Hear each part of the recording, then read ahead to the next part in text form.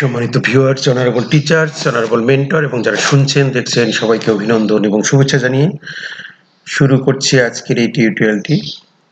আমাদের নিয়মিত আয়োজন ডিউ পাঠ সম্বলিত প্রাথমিক বিজ্ঞান বিষয়ক প্রশিক্ষণের 2024 যেটি শুরু হয়েছে দেশব্যাপী, তারই ধারাবাহিকতায় আমরা আইসিটি ট্রেনিং ফর অল চ্যানেলের পক্ষ থেকে প্রতিটি অধিবেশন করে দেব। এখানে একটু বিষয় আলোচনা করা দরকার, সেটি হচ্ছে আমাদের বিজ্ঞান বিষয়ের প্রশিক্ষণ ম্যানুয়ালটি মূলত আমাদের নতুন কারিকুলামের আলোকে করা হয় নাই, এটি আপডেট করা হয়নি এক কথায় বলতে পারি আমরা। সেই জন্য আমাদের যেহেতু প্রশিক্ষণ পরিচালনা করতে হবে, আমাদের প্রতিটি অধিবেশনের সাথে আমাদের নতুন কারিকুলাম এবং নতুন পাঠ্যপুস্তকের সাথে সমন্বয় করে মূলত এটি পরিচালনা করতে হবে। সেই জন্য আমরা এই চ্যানেল থেকে প্রতিটি অধিবেশন কিভাবে নতুন কারিকুলামের সাথে এবং নতুন পাঠ্যপুস্তকের সাথে সমন্বয় করবেন, আপনারা সমন্বয় করে সেশনগুলো পরিচালনা করবেন, সেটি আলোচনা করে দেব। আশা করছি এই টিউটোরিয়ালগুলো আপনাদের প্রশিক্ষণ পরিচালনার ক্ষেত্রে এবং প্রশিক্ষণ গ্রহণের ক্ষেত্রে অগ্রগামী ভূমিকা পালন করবে। আমাদের প্রথমে অনুসন্ধান ভিত্তিক শিক্ষণ বা ইনকোয়ারি বেসড লার্নিং, এটির একটি সেশন মূলত আমরা দিন 2 অধিবেশন 4-এ করে দিয়েছি। তারই ধারাবাহিকতা এটি একটি চলমান অধিবেশন। দিন 3 অধিবেশন 1-এও মূলত অনুসন্ধান ভিত্তিক শিক্ষণ ইনকোয়ারি বেসড লার্নিং নিয়ে আলোচনা করা হয়েছে। আমরা ইতিমধ্যে ইনকোয়ারি বেসড লার্নিং এর থিওরিগুলো জেনেছি, সেটি মূলত এই অধিবেশনে প্র্যাকটিক্যাল বা পাঠ্যপুস্তকের সাথে সংযোগ করানো হবে। এই অধিবেশনটিতে আমরা কি শিখব, শিক্ষণফল কি হবে, বিভিন্ন ধরনের অনুসন্ধানমূলক কাজ উদাহরণ সহ ব্যাখ্যা করতে পারবেন এবং নতুন পাঠ্যপুস্তকে কোন ধরনের অনুসন্ধানমূলক কাজ অন্তর্ভুক্ত করা হয়েছে তা বলতে পারবেন। এক কথা বলা যায় আমরা অনুসন্ধান ভিত্তিক শিক্ষণের প্র্যাকটিক্যাল কাজ এই অধিবেশনে করা হবে, অর্থাৎ আমাদের বইয়ের কোন কোন জায়গাগুলোতে অনুসন্ধান ভিত্তিক কাজ দেওয়া হয়েছে সেগুলি ফাইন্ড আউট করা এবং সেগুলো কিভাবে করতে হবে তা আমরা এই অধিবেশন থেকে জানতে পারবো। অনুসন্ধান ভিত্তিক শিক্ষণের সংজ্ঞাটা আমরা আরেকবার একটু জেনে নেই। Inquiry based learning is a learning process. এটা একটা পদ্ধতি that engages students by making real world connection, অর্থাৎ বাস্তব জীবনের সাথে সংযুক্ত করে through exploration and high level questioning. It's an approach to learning that encourages students to engage in problem solving and experiential learning, অর্থাৎ তাদের বিভিন্ন সমস্যার সমাধান এবং তাদের অভিজ্ঞতার আলোকে তাদেরকে এই এই এই ধরনের শিক্ষণটা পরিচালিত হয়, যেখানে তারা নিজেরাই অভিজ্ঞতার মাধ্যমে উৎসাহিত হয় এবং তারা এনগেজ থেকে রিয়েল ওয়ার্ল্ডের সাথে বাস্তব অভিজ্ঞতার আলোকে তারা বিভিন্ন কোশ্চেন এবং উদ্ঘাটনের মাধ্যমে এই জিনিসগুলো আয়ত্ত করে। এটি হচ্ছে অনুসন্ধান ভিত্তিক শিক্ষণ। এখন আমাদের এই অনুসন্ধান ভিত্তিক শিক্ষণের থেকে অনুসন্ধান ভিত্তিক কাজগুলো যে আমাদের আছে, সেই কাজগুলোর বৈশিষ্ট্য কি হতে পারে সেটি আমাদের আলোচনা করব। আমরা কোন ধরনের কাজ কোন শ্রেণীর জন্য উপযোগী হতে পারে, আমরা যে অনুসন্ধান ভিত্তিক কাজ শিক্ষার্থীদের দিয়ে করাবো, আসলে অনুসন্ধান ভিত্তিক কাজের বৈশিষ্ট্য কি সেটি আমাদের জানা দরকার এবং পাঠ্যপুস্তকের কোন কোন জায়গাতে কোন কোন কি কি অনুসন্ধান ভিত্তিক কাজের বিষয় রয়েছে, কারিকুলামের সাথে সংযোগ করা যেটাকে বলছি আমরা, সেটি আমরা জানবো এবং কোন ধরনের কাজ কোন শ্রেণীর জন্য উপযোগী হতে পারবে। আমাদের প্রথম থেকে পঞ্চম শ্রেণীর প্রত্যেকটা জায়গাতেই আমাদের অনুসন্ধান ভিত্তিক কাজ রয়েছে, সেগুলো আমাদের খুঁজে বের করা এবং কোন শ্রেণীর জন্য কোন ধরনের কাজ দিলে সেটি উপযোগী হতে পারে সেটি আমরা আলোচনা করে নেব এবং কোন ধরনের কাজ অনুসন্ধান ভিত্তিক শিক্ষণের জন্য বেশি উপযোগী সেটি আমরা আলোচনা করে নেব। মূলত এই 3টি প্রশ্নের মধ্য দিয়ে আমাদের আলোচনার সূত্রপাত হবে। এরপর যে আমরা অনুসন্ধানমূলক কাজগুলো কি কি সেটি যদি একটু দেখে নেই। আমরা জানি যে অনুসন্ধান ভিত্তিক শেখানোর শিক্ষার্থীরা হাতে কলমে কাজে নিয়োজিত হবে, অর্থাৎ এটা একটা প্র্যাকটিক্যাল বেসড, তারা হাতে কলমে শিখবে। এই ধরনের কাজ উদ্দেশ্য ও শিক্ষক শিক্ষার্থীর ভূমিকার উপর ভিত্তি করে 3 ধরনের হতে পারে। এগুলো কি কি? এক্সপ্লোরেশন মানে উদ্ঘাটন করা, শিক্ষক নির্দেশিত অনুসন্ধান ও শিক্ষার্থী পরিকল্পিত অনুসন্ধান। আমরা যদি আরেকটু দেখে নেই, এখানে 3 ধরনের বলা হয়েছে, যেটা হচ্ছে উদ্ঘাটন বা এক্সপ্লোরেশন, শিক্ষক নির্দেশিত অনুসন্ধান অর্থাৎ শিক্ষকের মাধ্যমে যেটি হবে এবং শিক্ষার্থীরা পরিকল্পিতভাবে অনুসন্ধান করবে। এই 3 ভাগে আমরা এটিকে ভাগ করেছি। এটির একটি উদাহরণ যদি আমরা বলি, তাহলে এর আগে আমরা আরো কিছু জানি। উদ্ঘাটন মূলত একটি কাঠামোবিহীন তথ্যানুসন্ধান, অপেক্ষাকৃত কাঠামোবিহীন, এটি কিন্তু সুনির্দিষ্ট কাঠামো থাকবে না। এতে শিক্ষার্থীরা বিভিন্ন শিক্ষণীয় বস্তুর সাথে খেলার সুযোগ পাবে। এই খেলার সুযোগে কোন বিষয় সম্পর্কে তারা বাস্তব অভিজ্ঞতা অর্জন করে থাকে, যে কোনো বিষয় সম্পর্কে তারা বাস্তব অভিজ্ঞতা অর্জন করে থাকে। এই ধরনের কাজ শিক্ষার্থীদের শিক্ষণের সাথে নিবিড়ভাবে জড়িত করে, অর্থাৎ তারা এনগেজ থাকে এবং তারা আনন্দ পায়।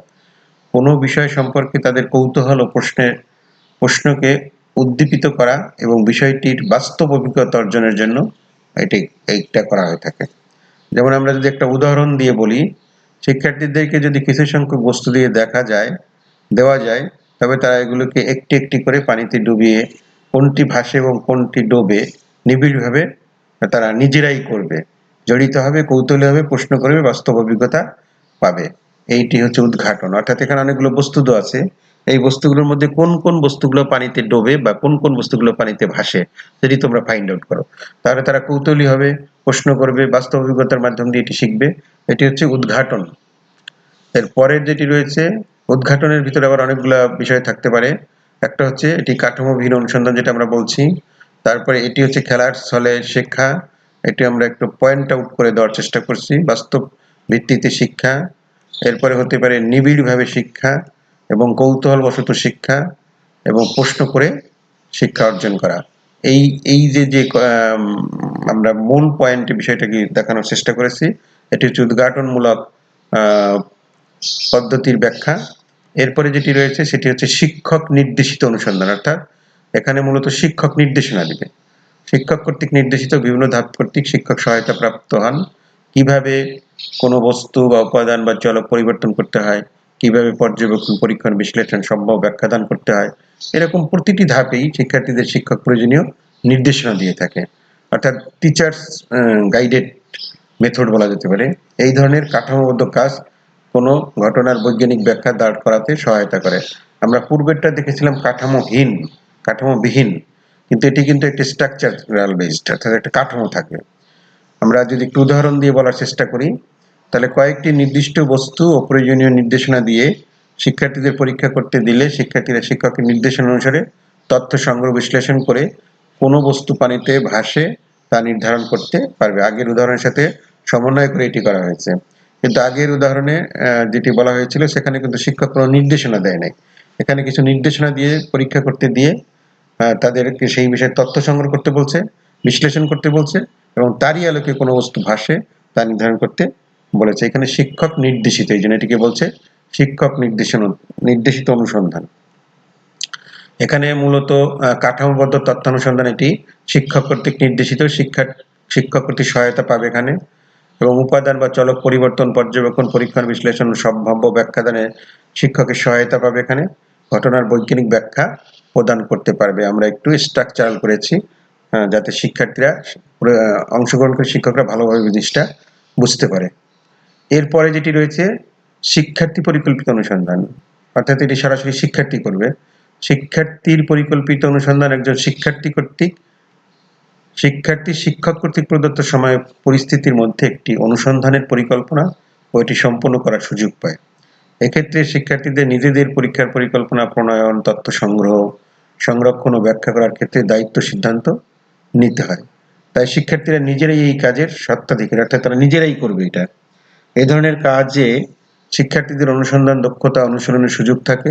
এটি শিক্ষার্থীদের বৈজ্ঞানিক প্রক্রিয়া, গবেষণার প্রকৃতি, খাঁটি অভিজ্ঞতা দান করে। অর্থাৎ শিক্ষার্থীরা নিজেরাই কোনো একটা বিষয় নিয়ে কাজ করার যে কাজ করে করে শেখার যে বিষয়গুলো থাকে, সেটি হচ্ছে শিক্ষার্থী পরিকল্পিত অনুসন্ধান। যদি আমরা একটা উদাহরণ দিয়ে বলি, একজন শিক্ষার্থী কৌতূহল হলো যে মাটি বা না বালিতে একটি গাছ ভালো জন্মে, সে কৌতূহলী হলো এবং এই ব্যাপারে শিক্ষার্থী নিজেকেই একটি পরিকল্পনা গ্রহণ করে। তাহলে আমি দেখব যে গাছ মাটিতে ভালো জন্মে না বালিতে ভালো জন্মে। এই পরিকল্পনার অংশ হিসেবে শিক্ষার্থীদের নিজেরাই সিদ্ধান্ত নিবে সে কিভাবে এই দুটি গাছের বৃদ্ধির পর্যবেক্ষণ ও তথ্য লিপিবদ্ধ করবে এবং পরবর্তীতে সে বুঝতে পারবে যে গাছ মাটিতে ভালো জন্মে না বালিতে ভালো জন্মে। আমরা উদাহরণটা দিয়ে ব্যাখ্যা করে দিলাম। শিক্ষার্থী পরিকল্পিত অনুসন্ধানের মধ্যে মূলত শিক্ষার্থী নিজেই অনুসন্ধানের পরিকল্পনা প্রণয়নকারী, সময় ও পরিস্থিতি শিক্ষক কর্তৃক বিবেচিত হবে, মানে পরিকল্পনাটা প্রণয়ন করবে শিক্ষার্থী, কিন্তু সময় এবং পরিস্থিতি শিক্ষক কর্তৃক বিবেচিত হবে। তথ্য সংগ্রহ ও সংরক্ষণের দায়িত্ব শিক্ষার্থীর, এখানে সংগৃহীত তথ্যের ব্যাখ্যাদানের দায়িত্ব সিদ্ধান্ত শিক্ষার্থী নিজেরই। শিক্ষার্থীরা নিজেরাই এই কাজের স্বত্বাধিকারী। শিক্ষার্থীদের অনুসন্ধান, দক্ষতা, অনুশীলন সুযোগ থাকবে এখানে, এবং শিক্ষার্থীরা বৈজ্ঞানিক প্রক্রিয়া, গবেষণার খাঁটি অভিজ্ঞতা এখান থেকে লাভ করতে পারবে। এই হচ্ছে শিক্ষার্থী পরিকল্পিত অনুসন্ধান। আমরা যদি এই পুরো ঘটনাটি একসাথে একটু দেখিয়ে দেই, তাহলে আমরা বলতে পারি প্রথমে এটি সহজ থেকে কঠিন দিকে যাবে। প্রথমে হচ্ছে উদ্ঘাটন, তারপরে উদ্ঘাটন থেকে যাবে নির্দেশিত তথ্যানুসন্ধান, এরপরে শিক্ষার্থী পরিকল্পিত তথ্যানুসন্ধান। উদ্ঘাটনের কি আছে, শিক্ষার্থী নিবিড়ভাবে জড়িত থাকে, কৌতূহলকে উদ্দীপিত করা, প্রশ্ন করা, শিক্ষার্থীকে পর্যবেক্ষণের জন্য অভ্যস্ত করা, এখানে উদ্ঘাটন। তারপর নির্দেশিত তথ্যানুসন্ধানের মধ্যে নির্দেশনা অনুসরণ করতে হবে, পর্যবেক্ষণ করতে হবে, তথ্য সংগ্রহ করতে হবে, তথ্য লিপিবদ্ধ করতে হবে, সম্ভাব্য ব্যাখ্যা প্রদান করতে হবে। এই দক্ষতাগুলো এখান থেকে তারা অর্জন করবে। এবং এখানে যেটা রয়েছে প্রশ্ন গঠন, গবেষণার জন্য পরিকল্পনা প্রণয়ন, পরীক্ষা সম্পূর্ণ করে পর্যবেক্ষণ, তথ্য সংগ্রহ ও লিপিবদ্ধ করা ও সম্ভাব্য ব্যাখ্যা প্রদানের দক্ষতা এখানে অর্জন করবে। এখানে যেটি বলা হয়েছে গবেষণার জন্য পরিকল্পনা, এই গবেষণাটা মূলত ব্যাপক গবেষণা নয়, ছোট ছোট শিক্ষার্থীদের জন্য তার ছোট ছোট কাজগুলো তার জন্য গবেষণা হতে পারে, সেই ক্ষেত্রে গবেষণা শব্দটি ব্যবহার করা হয়েছে। এ পর্যায়ে আমরা শিখন অনুসন্ধান ভিত্তিক শিখনের কাজগুলোর ধারণা পেলাম এবং জানলাম বিভিন্ন ধাপগুলো। এ পর্যায়ে আমরা বাস্তবের সাথে বইয়ের সাথে সংযোগ করা, এই জন্য একটি দলীয় কাজ এখানে আমরা করব। 5টি দলে ভাগ হয়ে আম এবং জাম দলকে 3য় শ্রেণী, কাঁঠাল ও কলা দলকে 4র্থ শ্রেণী এবং লিচু দলকে 5ম শ্রেণীর বই থেকে কি কি অনুসন্ধান ভিত্তিক কাজ দেওয়া যেতে পারে তার একটা তালিকা তারা তৈরি করবে। পরবর্তীতে সেই তালিকা দলীয়ভাবে উপস্থাপন হবে, অর্থাৎ এই অর্জিত জ্ঞানকে বইয়ের সাথে সংযোগ, যেটি খুব বেশি গুরুত্বপূর্ণ। এখানে প্রতিটি বইয়ের প্রতিটি অধ্যায় খুঁজে খুঁজে বের করে কোন কোন জায়গাগুলোতে অনুসন্ধান ভিত্তিক কাজ দেওয়া যেতে পারে সেইগুলো তারা খুঁজে খুঁজে বের করবে।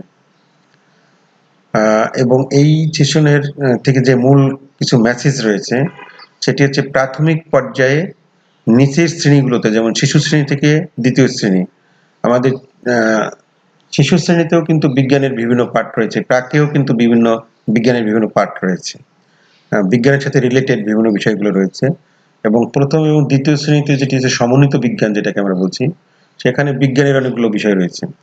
সেই সব জায়গাগুলোতে শিক্ষার্থীদের উদ্ঘাটনধর্মী কাজ দেওয়া যেতে পারে, অর্থাৎ শিশু শ্রেণী থেকে 2য় শ্রেণী পর্যন্ত হচ্ছে উদ্ঘাটনমূলক কাজ, এরপর ধীরে ধীরে নির্দেশিত অনুসন্ধান, এবং প্রাথমিক পর্যায়ের শেষের দিকে অর্থাৎ 4র্থ থেকে 5ম শ্রেণীতে তখন শিক্ষার্থীদের ছোট ছোট প্রজেক্ট বেস কাজ, যেটাকে বলছি আমরা পরিকল্পিত অনুসন্ধান যেটাকে বলছি, কাজ দেওয়া যেতে পারে। এটি একটি মূল মেসেজ। এর পর্যায়ে আমরা এই অধিবেশন থেকে কি কি শিখলাম, উদ্ঘাটন উদাহরণ সহ ব্যাখ্যা করা, শিক্ষক নির্দেশিত অনুসন্ধানের সাথে শিক্ষার্থী পরিকল্পিত অনুসন্ধানের পার্থক্য কি সেটি ব্যাখ্যা করা, এবং নতুন পাঠ্যপুস্তকে কোন কোন ধরনের অনুসন্ধানমূলক কাজ অন্তর্ভুক্ত করা হয়েছে কারিকুলামের আলোকে সেগুলো খুঁজে খুঁজে বের করা। এটা আমরা করেছি। সম্মানিত শিক্ষক, এতক্ষণ আমাদের সাথে থাকার জন্য ধন্যবাদ। আমাদের এই সব টিউটোরিয়াল আপনারা পাবেন আইসিটি ট্রেনিং ফর অল চ্যানেলটিতে। শিক্ষা, প্রযুক্তি, প্রশিক্ষণ, সমসাময়িক যে কোনো বিষয়ে টিউটোরিয়াল পেতে সবার আগে আইসিটি ট্রেনিং ফর অল চ্যানেলটি সাবস্ক্রাইব করুন। আমাদের একটি হোয়াটসঅ্যাপ নাম্বার আছে, এখানে আপনারা হোয়াটসঅ্যাপ করতে পারেন। আমাদের এই পিডিএফ গুলো যদি আপনারা পেতে চান এবং এই টিউটোরিয়াল সম্পর্কে ভালো লাগা মন্দ লাগা যে কোনো অভিজ্ঞতা আপনারা শেয়ার করতে পারেন। এবং এই সব টিউটোরিয়াল সব আপনারা পাবেন, আমরা নিয়মিত আপলোড করি Bangladesh online ICT training Facebook support Facebook page এবং গ্রুপ রয়েছে, সেই গ্রুপগুলোতে আপনাদের এই টিউটোরিয়ালগুলো সেখান থেকে আপনারা দেখতে পারেন, এবং সরাসরি আমাদের চ্যানেলটি সাবস্ক্রাইব করে সেখান থেকেও নিয়মিত দেখতে পারেন। ইতিমধ্যে আমরা বিজ্ঞান বিষয়ের অনেকগুলো টিউটোরিয়াল দিয়েছি, আশা করছি এগুলো আপনাদের প্রশিক্ষণ পরিচালনার ক্ষেত্রে সহযোগিতা করছে, এবং অসংখ্য শিক্ষক আমাদেরকে জানিয়েছেন পর্যায়ক্রমে এই টিউটোরিয়ালগুলো করে দেওয়ার জন্য। আমরা আশা করছি সকল টিউটোরিয়ালগুলো আমরা এখান থেকে পর্যায়ক্রমে